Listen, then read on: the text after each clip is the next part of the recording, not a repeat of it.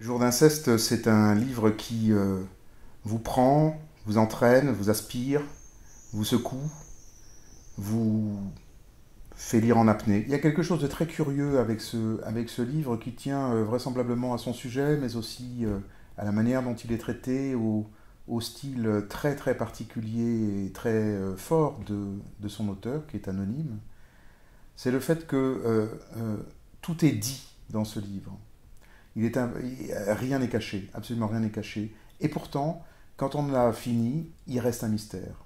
Et c'est ce qui fait que on n'arrête pas d'en parler. Moi, ça m'a frappé.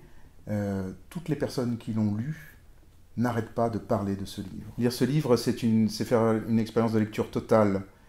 Ça fait appel au corps, ça fait appel à quelque chose qui est au-delà des mots.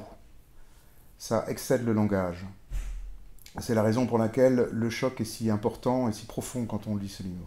Quand j'ai eu fini ma lecture de Jour d'inceste, j'ai pensé à Virginie Despentes, j'ai pensé à la Virginie Despentes de Baise-moi, j'ai pensé évidemment à Christine Angot, celle de Une semaine de vacances, j'ai pensé à Anaïs Nin.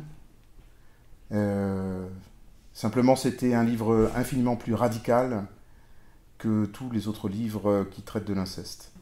Dans Jour d'inceste, il y a tout ce que vivent les victimes d'inceste, et il y a aussi tout ce que savent les thérapeutes. C'est un livre qui vous plonge dans la tête et dans le corps d'une victime d'inceste, et c'est une des raisons pour lesquelles c'est un livre aussi dur à lire, qui produit un effet aussi puissant sur son lecteur.